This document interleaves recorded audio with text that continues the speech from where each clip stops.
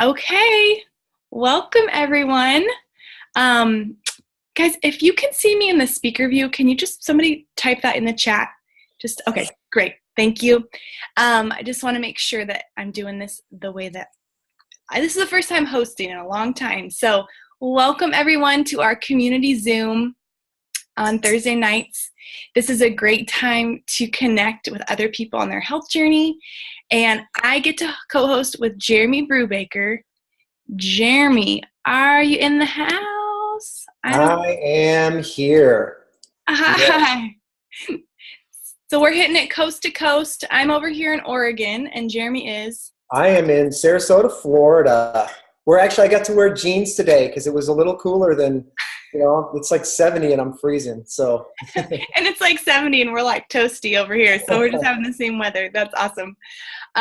Wonderful. Well, welcome. I'm just going to, the rundown for tonight is first, we're going to take some time for all you all to pop off mute and share a little bit about what's going on with you as far as victories, non-scale victories. I know we have two people that we are really excited to hear from, but we also, if you're feeling brave, get ready. We'd love to hear from you.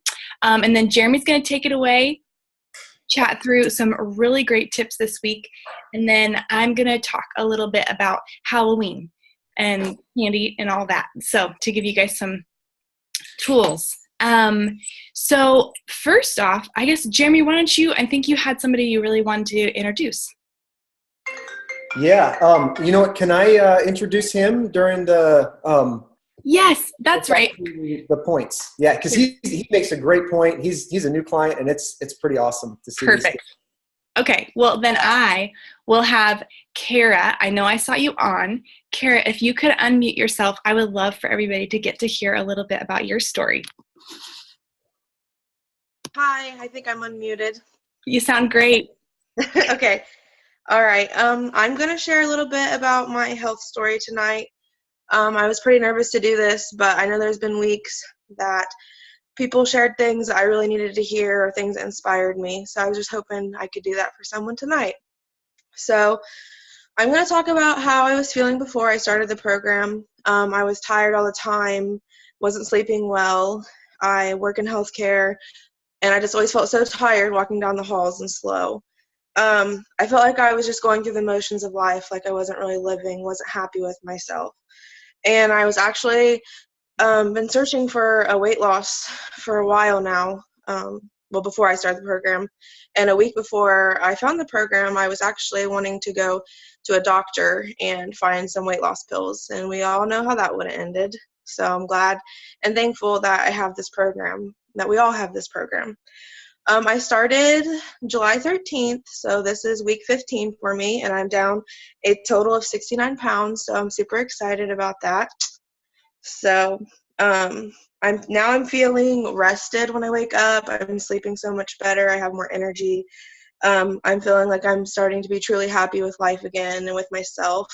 I like to go canoeing in amusement parks, and I haven't done that in so long because of my weight. So I'm looking forward to be able to do that stuff again. And I'm going to share a couple non-scale victories I have. We all I don't avoid mirrors or scales anymore. I actually look forward to weighing myself every week. I know that kind of sounds silly, but and then I've used to be a big emotional eater, and I've found ways to deal with my emotional eating. It's just simple stuff, taking a walk, going for a drive. I really like music, so if I'm dealing with something, I'll turn some music on. And it's just so nice to not have food as a crutch anymore. So I think that's all I want to share tonight. Thanks for having me on this call. Oh, Kara, thank you so much. I just love how, you look great, and it's really fun to watch you as you're shrinking, but also to hear some of those non-scale victories. Okay, guys, put a 1 in the comments if you've ever had an emotional eating struggle or are working through it, right? We're all learning and growing, and as we connect with this community and our coaches, that's how we gain the tools. And so I love that. Okay, would anybody else like to hop off mute? We'd love to hear whether it's hitting numbers or non-scale victories. Don't be shy. Well, you know what, guys? I didn't introduce myself at the beginning, so I'll pop in while you guys are thinking about it. I can tell there's somebody out there who wants to pop off mute and share a victory from this week. But I'm Tiana Wright, and I actually came to this program what most people would say like at a healthy weight. But I was really struggling in my health. I had a lot of energy issues, as in I was exhausted all the time. I had a tummy, but later, as I've gone through this program, I found it was just because I was eating wrong and inflammation and things like that. But I lost 17 pounds on this program and feel incredible. And kind of like what Kara was saying with her, like not being afraid of the mirror. I didn't know a woman could feel positively about her body. I thought we all just kind of hated our bodies and dealt with it for the rest of our life. But as you learn to fuel yourself, and it actually takes less, at least for me, I found I think about myself less and I enjoy life more. So yeah. Okay, who else wants to share? Diana, I'm going to try to encourage someone. Yeah. Linda, will you come off mute if you can and share? If not, I'll share for you. If you're on your computer, it's the left-hand bottom. You just tap that little microphone shape thing. Hi, Lisa. Hi. Be brave. I'm so proud of you. Well, thank you. I can't believe you're doing this to me, but I enjoy the success I've had too.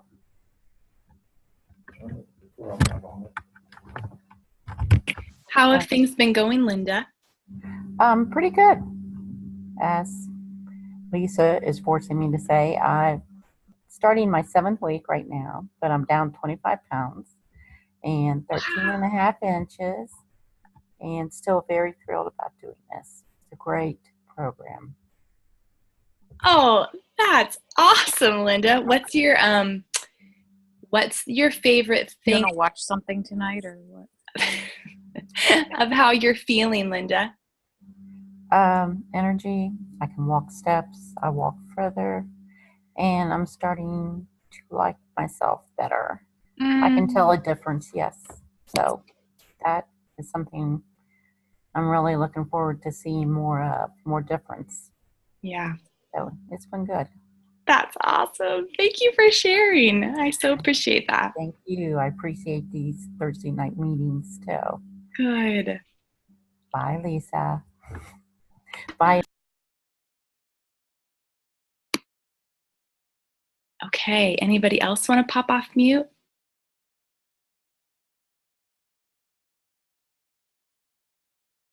Okay. Well, on that note, I'm going to hand it off to Jeremy. He's got some really great habits of health tips to go over with everyone tonight. So you're going to want to get your pens and papers out or your little note section on your phone and listen in good. All right. Hey, thank you. Hey, I'm excited to be able to share with you just a little bit of my story, just real quick. I got on program back in May. And for me, I really resonate with you, Kara. I was an emotional eater. We had moved to a completely different state, and just the stresses of that job and the different things that were going on at that job. I gained about 30 pounds in about a year, and still working out. Loved working out in the gym and different things like that. But I gained quite a bit of weight, and I wasn't feeling good. I was just mentally, emotionally just wasn't there. And my buddy Greg Vaughters introduced me to the program, and it really just changed my thinking about a lot of things. And I dropped 30 pounds and I feel good. And now I'm a coach, being able to just pay that forward with people. And the big thing that I just wanted to share tonight is that really helped me is just that emotional or that mental side of the program. I don't know about you, but there's a tension that's there between, for me anyway, I knew I wanted to be healthy. I knew I wanted to eat well and have all of the benefits of being healthy. But there was this tension on the other hand of, well, you know what, I kind of want to go out with the guys, or, you know what, I'm having a crummy day, so I want to drown it in a bag of Doritos. Like, that was my go-to. So there's this tension that we have. Mentally, we want one thing, but you know, if we just try to keep doing the same things that we've been doing and expect different results, that's insane, right? So for me, this program has really helped me mentally overcome some things. And so I don't know if you're there. I don't know if that's where you're at in this kind of mental tension, but hopefully I just share a few things that'll help you through that, help you overcome those things. I used to wrestle 20 years ago when I was in high school. I used to, 24 years ago now, when I was in high school, I used to wrestle. And one of the things that I remember my coach always telling me is this: where the head goes, the rest of the body follows. Like, wherever, if you can control the head, the rest of the body is going to go that way. And I've got 2 boys and a girl, and I know my boys, they loved wrestling. So, you know, if you have kids and they love wrestling, try that out tonight. Like, where their head goes, the rest of the body is going to follow. So if we can control the head, the rest of the body is going to go that way. And we see that in different sports, water skiing, snow skiing, wherever our head is going, if we're looking down, more than likely we're going to go down. We're going to fall down. And even, you know, sometimes, I don't know if you have kids or where you're at in life, but have you ever heard the phrase, you know, keep your chin up, you know, keep your head up, keep your chin up? Even emotionally, when we're downcast and when our head is down, we're just not in the game. And where our head goes, the body follows. And how does that fit into this? Well, you know what? I think there are so many people that really fight that mental battle. Like, on one hand, I want health. On the other hand, I don't have the willpower to do it. And especially come the holidays, I don't have the willpower to do it. And we lose that mental battle. So let me just share a few things to help us win that mental battle. And I'll be honest, all this stuff is in Dr. Anderson's Habits of Health. Like, it's all in there. We're not rewriting the book. It's all in there. So let me just point a couple things out. He says in chapter 4, health is all about choice. So the first thing, as we win that mental battle, the first thing that I want to encourage you to do is this. Number one is the fundamental choice. Okay? You can choose what hill you want to die on. That fundamental choice. He says this: it's our choice to be free and healthy. So did you hear that? It's your choice to be free and healthy. It's not your coach's choice. It's not the community's choice. We're all here to help you do that. But the fundamental choice that we each have to make and come to that point in our lives that we have to make if we want to be healthy is we are going to choose to be free and healthy. And you know what? If you're on this call right now, and if you've chosen that fundamental choice, if you've chosen to be free and healthy, that first choice, would you just put a 1 down in the chat?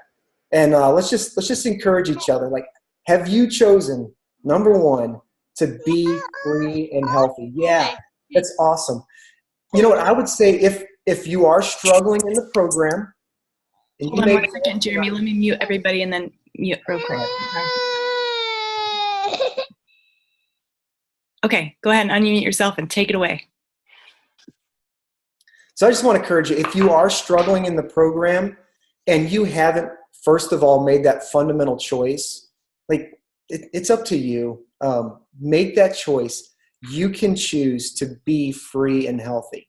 So number 2, so first one is the fundamental choice to choose to be free and healthy. Number 2 are the primary choices, right? These are the things that we want more than anything. Like, when somebody says, you know, we can say, I'm going to be free and healthy. But when they say, okay, why? Like, why are you doing that? Do you guys ever get that pushback from people? Like, what? Like, come on, come out with us. Let's go eat. Let's go to that buffet or whatever. Let's go do that.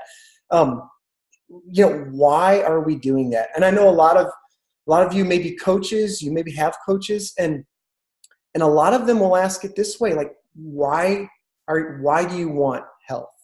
What is your why is what we call it. And because I think when we know why we want to be free and healthy, and when we can clearly articulate, like in like a Twitter feed, right? 140 characters or less. If we can articulate why we want to be free and healthy, that helps solidify in our own thinking, like, this is why I'm doing it. So when we're asked, when we're pushed, when we're pressed to eat that Halloween candy or whatever that thing is, when we're pressed, we can quickly just say, you know what? I'm a 41-year-old dad. I've got 3 kids, and I want to be fit and active and be able to participate in all of their activities. That's why I'm doing this. Like, when we can clearly articulate it, man, we are starting to win that mental battle. So, number 1, have that fundamental choice. Number 2, have that primary choice. And if you don't know why you're doing this, I would just encourage you to strengthen in your mind why you are doing it. Sit down tonight maybe and just jot it down. Share it with your coach. Post it on Facebook. This is why I'm doing this. That's my primary choice. Number 3, last one is this.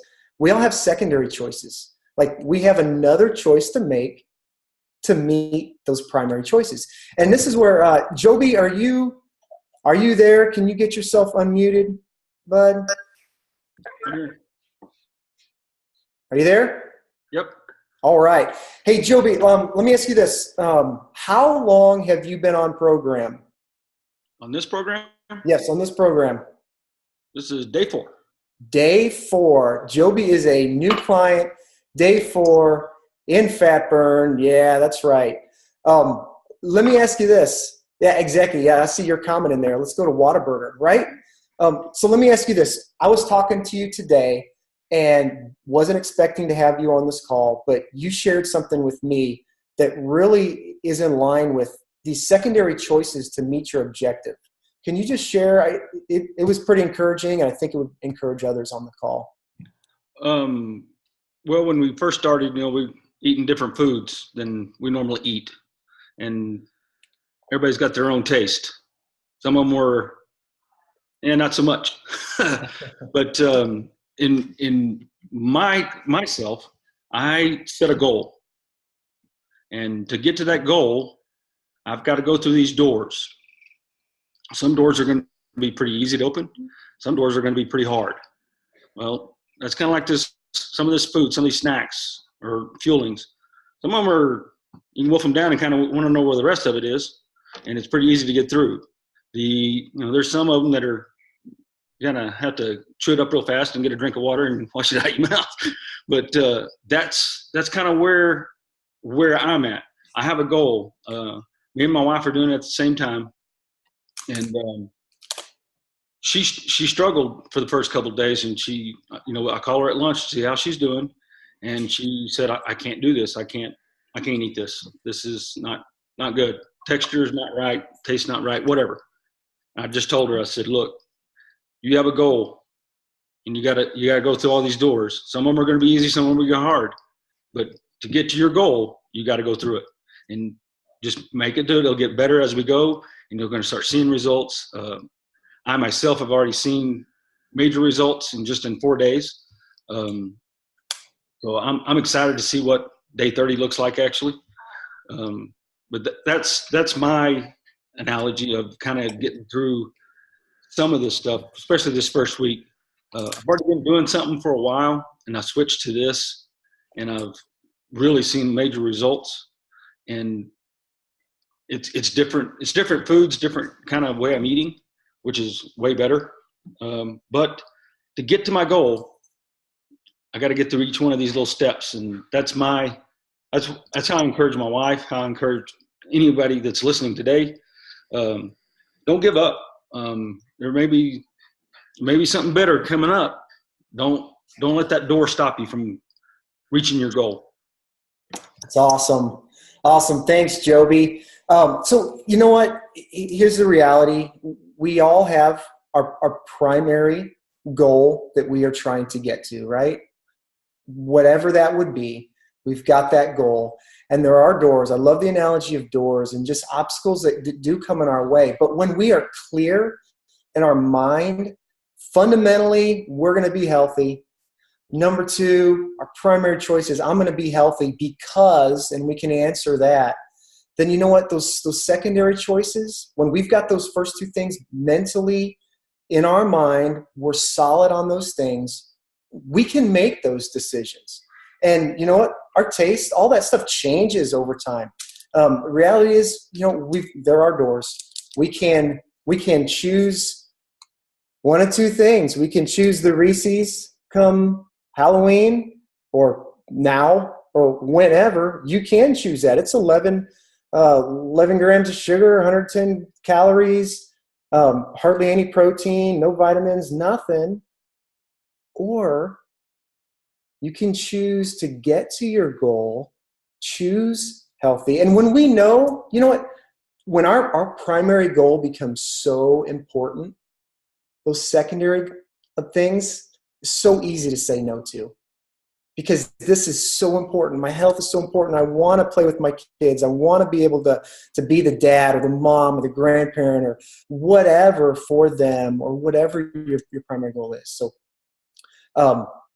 hopefully that helps. So listen, when we get wherever the head goes, the rest of the body is going to follow. So when we get this in check, these secondary choices become so much easier because we know what we're after. And nobody's going to steer us from that. So fundamental choice, primary choice, secondary choice, have those things nailed down. Those secondary choices are going to become easier. So I hope that's encouraging to you guys. Thanks. Hi, Anna. Wow. Jeremy, that was awesome. And I love even just the two next to each other, the Reese's versus the fueling. It's so easy to linger as we walk by that Starbucks case or things like that. But as those choices become clear and you talk to yourself, I had to do that and go, okay, at one point I was like, okay, well, I'm in maintenance. I could eat that brownie, but I know I'm going to get a headache in about 30 minutes. I'm going to need to take a nap in about an hour, and I'm going to feel kind of like groggy, grouchy the rest of the day. So is that 90 seconds it's going to take me to wolf down that brownie worth that? And when you start the cleaner you eat, the more you run on premium fuel, the more, I'm going to warn you, the more going off, eating something a little more junk food, it wrecks your system a little bit in a good way. Because you go, whoa, I used to feel like this all the time. So on that note, I want to talk just for the last 5 minutes about Halloween. Because my goal is I don't want you to wake up on November 1st or November 2nd and go, whoa, I did not see that coming. So let's chat about it, okay? First, number one, we're going to talk about the three main aspects of Halloween. Number one, trick-or-treaters come into your house. I want to be very clear.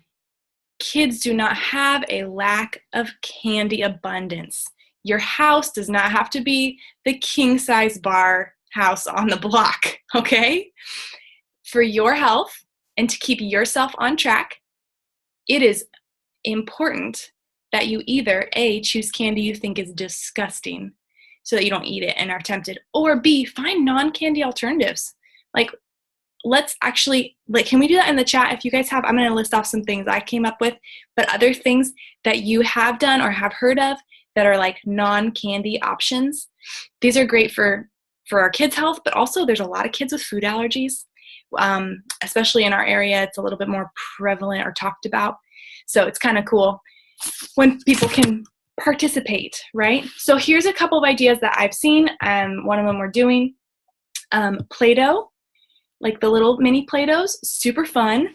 Like cars, you can go to the Dollar Tree and get like a pack of like Hot Wheels kind of cars or little beaded necklaces. Glow sticks, that's what we're doing this year. I think it's going to be a hit. because every kid loves glow sticks, right? Like fun erasers and pencils. You can get, like, cool like characters and things like that. Sticker sheets. Get creative. This might take a little bit of, oh yeah, and there's some good ones like bouncy balls. Yeah. Oh yeah, those little like, are they sticky hands? My mom used to hate those when we were kids. But kids love them. So yeah, think outside the box. Pinterest and Google is a great place if you're looking for resources. But guys, this is setting you up for success so that it's not in your house. Number 2, we want to talk about Halloween parties.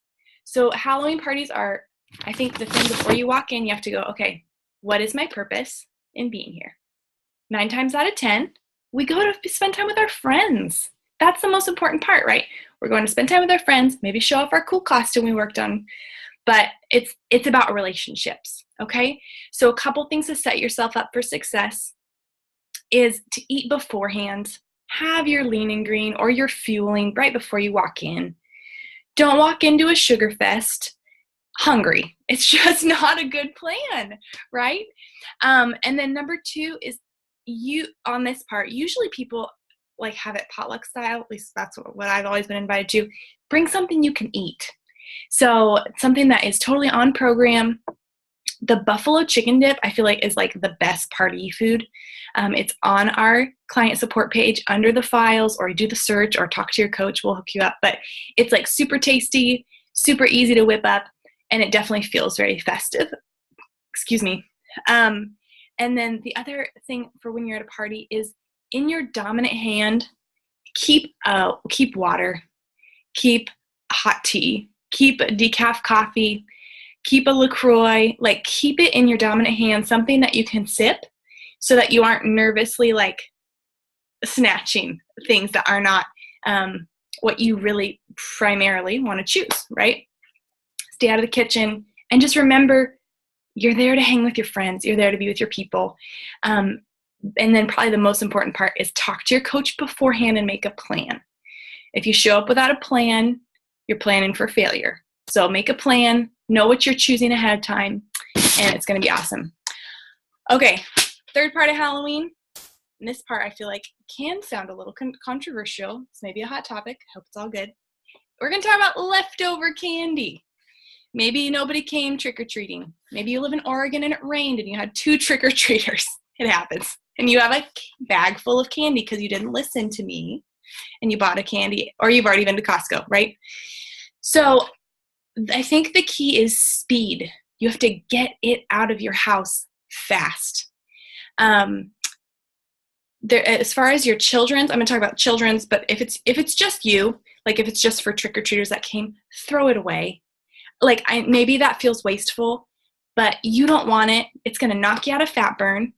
And this is what I talk to my clients about, the $36 donut, right? So this is going to be a $36 piece of candy. When you have something off program like that, that's going to pull you out of fat burn so strong, like sugar, it knocks you out of fat burn usually for about 3 days. And we know our program's about $12 a day. So is it a $36 piece of candy? Is it worth it? I'm frugally minded. It helps me keep on track, right? But if it's your kids' candy, here's a couple of ideas. Pay your kids for it. Like say, hey, I'll give you $2. Maybe, obviously not right when they get home, like they're kids. But in the next morning, like, hey, I'll pay you $2 for your candy bag. And then guys, don't keep it in like a stashy place, like throw it in the garbage. Some dentists do like trade-ins. So look, I always feel like it pops up on my Facebook for our area, but there's usually a few local dentists that do trade-ins. I don't know if I think sometimes they'll give like free toothbrushes or stuff like that. But that's a great way to kind of do, or I think they might donate it to, that's the second part. I think they donate it to the troops, but you could also box them up, send them overseas to our troops, or you could send them healthier stuff. I'm not going to judge either way, whatever you want to do. But I think the main thing is to get it gone. Make sure it's out of your house immediately. Set a timer for 8 a.m. on November the 1st, and it's got to all be gone. Or if you do have older children, like let's say they're 14 and they don't want you to buy their candy, like talk to them. reason with them and say, I need you to put this somewhere I don't know it is, right? Let's just be real. Because 10 o'clock at night, we all go looking for something sweet. So we need to make sure it's just not in our home. So I hope that sets you up for some awesome, just some awesome success in Halloween. And thank you, Jeremy, so much for your great talk on choices. And you guys, right now we're going to transition to our coach training time. So I'm going to stop record, and we'll restart. But if you want to join us, feel free to stay on, listen in. We're all just people really wanting to help people in their health, and would love for you to stay in.